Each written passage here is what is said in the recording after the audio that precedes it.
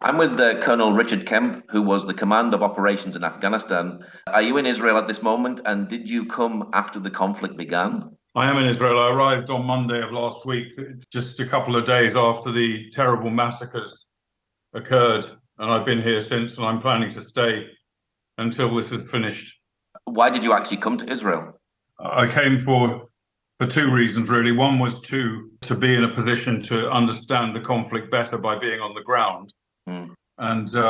and therefore be able to influence people who may be not fully aware of the facts and may be opposed to what Israel's doing, using my military experience as well as my knowledge of what's happening. And the second reason was to come here to support and be with the people of Israel while this terrible thing is happening. Now, facts is obviously one of the things that gets bandied around. There's truth and lies. We heard that last night that a hospital was hit. Who done it? Well, I think it's pretty clear that it was Islamic Jihad that carried out an attack, firing rockets into Israel, and one of them dropped short. That at least is the evidence that has been provided by the IDF, which is, to me, is very convincing.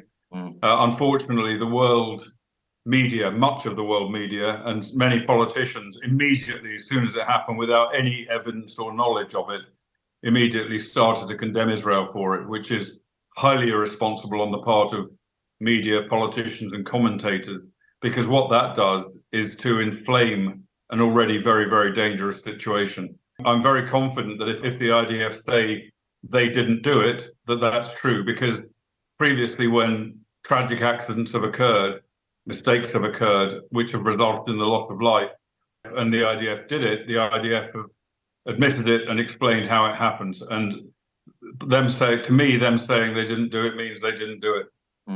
How moral is the Israeli army, and how moral is Hamas? Well, you couldn't be further apart.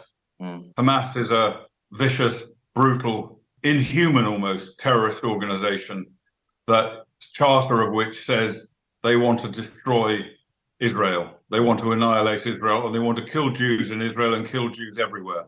That's what their charter tells them to do, and that's what they try to do. They are equivalent, maybe in some ways even worse, than Islamic State. And some of the scenes, unfortunately, I'm sorry to say, but some of the scenes that I saw footage of around the Gaza area were reminiscent of the Holocaust. And of course, Hamas, their forebears, come from the Nazi doctrine. And indeed, many of the earlier Palestinian terrorists were trained by Nazis in Egypt. So to me, they're a combination of Islamic State and Nazis. On the other end of the scale is Israel. And Israel is an army and a country of great morality. And their soldiers are trained in the same way as British soldiers and American soldiers are trained. They're trained to honor the laws of war, to follow the laws of war, to not kill innocent civilians if it can possibly be avoided, and to treat their enemy with humanity. For example, once they capture them or if they're wounded. But there's nothing of that in Hamas. It's the opposite of Hamas. Does Israel need to go into the Gaza Strip and destroy Hamas and its infrastructure? Well, that's a decision for the Chief of Staff of the IDF and the Prime Minister of Israel. They obviously will do and have been doing as much damage as they can from the air, but it is also quite possible, I think, that they will need to go and finish the job off on the ground. And that's going to be a tough fight. It's going to be a bit of street fighting, some of the hardest fighting that soldiers have to do. It's going to involve advancing across terrain that is prepared with booby traps, mines, ambushes, snipers, anti-tank teams. A very dangerous situation for the IDF to find themselves in, but one for which they are well trained. I've spoken to IDF soldiers on the border in Gaza, as well as on the border with Lebanon, and all of them, everyone I met, is absolutely ready for this. Some of them are apprehensive. They haven't been into battle before. It's understandable. It's the same in every army, but they're ready. Although I hope it doesn't come to it, but they're ready to put their own lives on the line to protect their country, to protect their family, and to protect their friends. So it's in some ways it's very humbling to be with these young men and women who are preparing to go into battle. Is it harder to fight terrorists rather than an enemy army?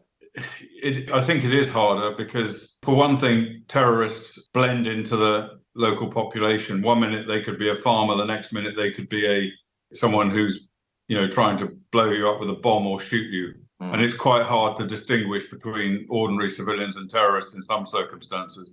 That's one thing, and it's the same experience that the British Army had in Iraq, Afghanistan, Northern Ireland, etc. The other point I think to know about Hamas in particular, and the same did apply to the Taliban and others, is that they want Israel to kill their own people. They want Israel to go and kill their civilian population. They don't care about their population. The only thing they care about their population is how they can exploit them to damage Israel and get world condemnation against Israel, as we saw in this attack on the hospital. Now, there are hostages in Gaza at the moment from the Israeli side. Is this going to be an impossible mission to try and get them back? I wouldn't say it's impossible. I would say it's going to be extremely difficult. There's something like 199 hostages. I hope most of them or all of them are alive, despite Hamas saying that a number were killed by Israeli airstrikes. That means nothing. That means absolutely nothing. And they're going to be dispersed either individually or in small groups around the Gaza Strip, and they're going to have guns to their heads. So if Israel does locate where they are, and they'll be making phenomenal efforts now to try and find them and then maybe attempt to launch rescue operations. If that does happen, then Hamas obviously want to kill them before they're rescued by the IDF. So it's probably the greater challenge that the IDF face in the future operation. Should Israel take the Gaza Strip now? And would that be good for Israel? And would it also be good for the Palestinians as well? It's a very good question. I think Israel, assuming it completes its mission of destroying Hamas, we're then left in a situation in Gaza where there is no government, because Hamas was the alleged supposed government of Gaza. And Gaza will then be emerging from a devastating conflict without anyone to run the place. And so it may be that Israel, the IDF, have to remain in Gaza at least for some time to control the country and to try and at least bring relief to the civilian population. Other options are hard to see. I think there's obviously an option of possibly an international coalition of some sort, maybe Middle Eastern coalition, which could play a part. Egypt is not going to offer to govern Gaza, nor is the Palestinian Authority. So there are very, very few options, and all of those options would still require some kind of Israeli presence, I believe, in order to secure the country. Because once Hamas is annihilated, if they are, assuming that the IDF achieve their objective, then something else is going to spring up in its place in a community like that. Do you see this becoming a wider conflict in Lebanon, Syria, and Iran? I think we have to bear in mind what this conflict's all about. It is about Iran. It's Iran that initiated this war. And I don't agree with those people who say there's no intelligence to suggest Iran was linked to this or anything else. I think that's misguided. I believe that Iran had their hand on this. And I think we have to make the assumption that it's part of a bigger plan by Iran to do as maximum damage to Israel. And therefore, if that is the case, then they will attack further from the north. They've already been carrying out an intensive series of attacks over recent days from Lebanon into northern Israel. I was up there myself a few days ago when about 3 or 4 attacks took place. And I think I hope we don't see it, but I think we should expect to see a more intensive attack from there, and potentially also from Syria, where Iran also has proxies. It has IRGC, Islamic Republican Guard Corps troops there, and potentially even using the Syrian army itself to attempt to attack Israel. So as this conflict develops, it is potential, and again, we all hope it won't happen, it's potentially the case that Israel will be fighting on 3 fronts, not necessarily at the same time. And then, of course, there is the 4th front, which is the West Bank, Judea and Samaria, where there has been long periods of intensive violence now for many years.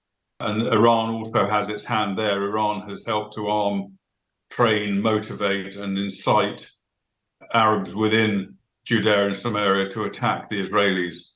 Israel has been existing since 1948. Do you see God at work in Israel today? Well, speaking as a Christian, I would say God is at work everywhere. And of course, he's at work in Israel. So, and anyone who might suggest that the horrors that occurred over the last weekend and the horrors that are occurring in Gaza now and the horrors that might occur in the future suggest that God has abandoned Israel. I think people who don't understand the reality and they can't possibly understand what God's plan is, what's behind the events that are unfolding. They can't understand that. But of course, there's no question that he has not and will not and could not abandon Israel. Mm-hmm. What is your prayer finally for Israel and for the Palestinians in the Gaza Strip? Well, I hope Israel prevails in this conflict, and I'm very confident that Israel will prevail in this conflict. And I hope also that peace comes to the entire region, the entire area, and that eventually the Palestinians in the Gaza Strip, who have suffered so much under the hand of Hamas, I hope they are freed from that hand and have a future of peace and prosperity. Okay, Colonel Richard Kemp, thank you very much. Thank you.